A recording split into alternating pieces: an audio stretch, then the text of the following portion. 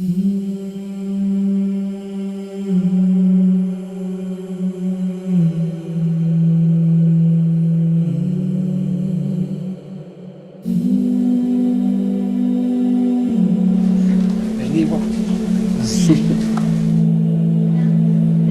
Pues ahí se los encargo mucho.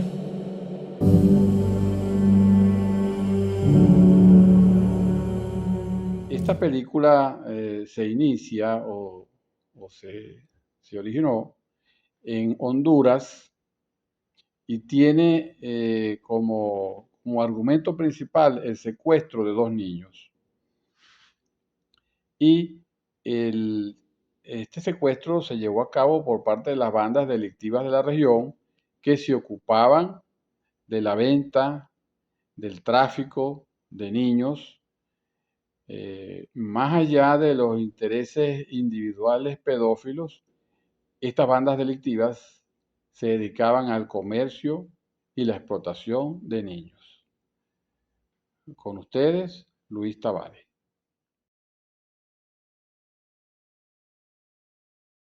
Quiero decirles que esta película estuvo dirigida por Alejandro Gómez Monteverde, con la participación en la producción de Ginka Biesel, Eduardo Verástegui, Paul de Joria y Leo Severiano. Con esto quiero decirles que aquello que empezó como una crítica cinematográfica culminó con un gran éxito, arraigando pues un profundo sentimiento en muchas personas, logrando una conmoción especialmente en aquellos padres de familia. Quien habló para ustedes, Jennifer Herrera. La película Sonido de Libertad es una película de género dramático, cuyo guión está inspirado y creado sobre un hecho real vinculado a un tema complejo y particularmente sensible, como lo es el secuestro y el tráfico de personas, particularmente de manera general niños, víctimas de distintas organizaciones criminales y de personas dedicadas a su explotación, quienes los secuestran e introducen en el mundo de la esclavitud y prostitución y la pornografía infantil. A la película se le tiene como un film polémico que generó desde su misma perspectiva. Como proyecto de cine, muchas expectativas y críticas, llegando incluso a ser censuradas, como lo es proyectos en algunos países, plataformas como Netflix y otras de streaming. Les habla Ana Karina Toro.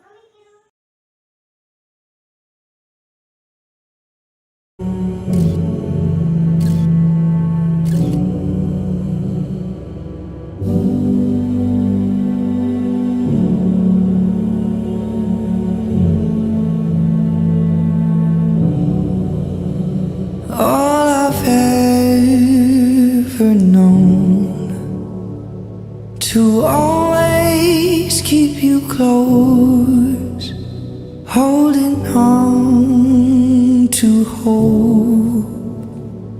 I'm heading towards your glow.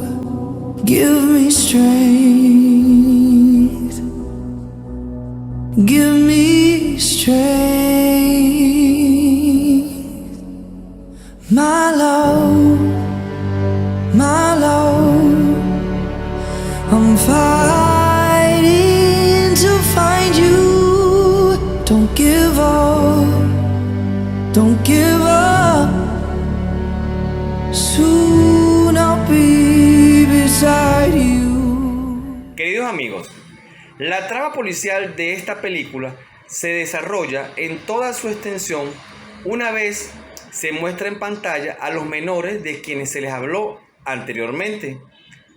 Esa acción policial estuvo orientada a identificar, desmantelar y capturar a los delincuentes y el rescate de los niños, lo que termina siendo un trabajo arduo y peligroso, asumido de una manera muy personal por quien, como el policía llamado Tim Balas, secundado en su esfuerzo por un narcotraficante denominado Vampiro, que procura redención, y el policía Isidoro Gómez, que les apoya en Colombia para concretar esta misión. Fue un placer compartir con ustedes, Eli Pérez. all my faith to find my way to the light, all my strength to fight and open my eyes. Para ir hacia una hermenéutica jurídica, vale la pena decir que la trata de personas guarda una diferencia con la violencia de género. En el primero de los casos, con fines comerciales, las organizaciones del crimen internacional utilizan la fuerza, recurren al fraude, a la coerción, para obligar a las personas al trabajo, prestar servicios o practicar actos sexuales.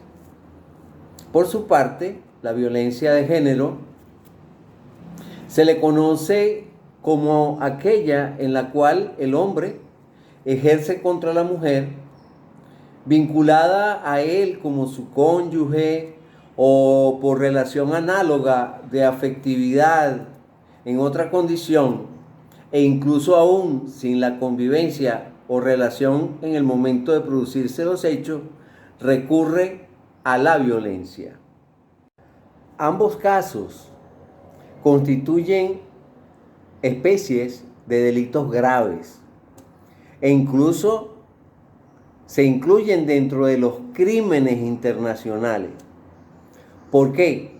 Porque afectan los derechos humanos, en la que los hechos se agravan porque son adultos quienes actúan en contra de los menores de edad, a quienes el crimen organizado, a través de sus acciones, secuestra, forza a la esclavitud y obliga a la prostitución en sus distintas formas, dando cabida y generando en ellos la violencia de tipo psicológico, verbal, físico y sexual.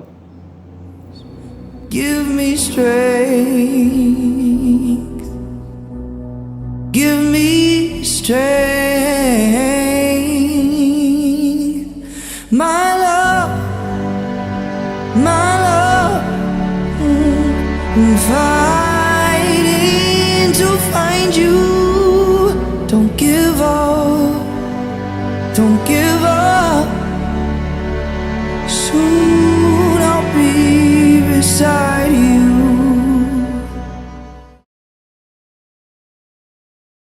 La pregunta que sigue sería, ¿cuál es el tratamiento que se le debe dar a este tipo de hechos desde el punto de vista preventivo, judicial, penal en los distintos países? Por la gravedad que revisten este tipo de casos, la Comisión de Derechos Humanos de las Naciones Unidas, a través de lo dispuesto en la Convención de Palermo, específicamente en el artículo 3,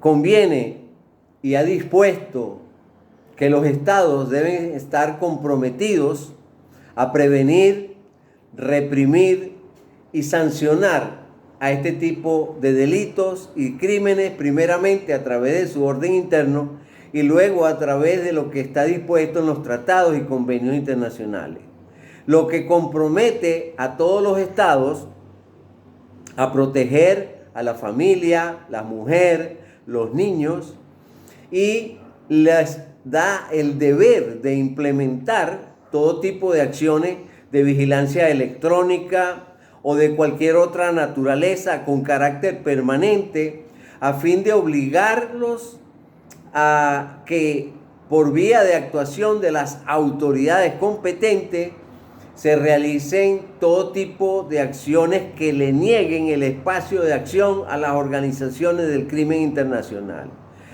obligando a combatir la delincuencia organizada, lo que implica muchas veces el trabajo conjunto entre los organismos policiales y judiciales. Muchísimas gracias. Habló para ustedes Francisco Pacheco. Find love in a hopeless time. Find hope in the hardest night. The darker sky, the brighter shines the light.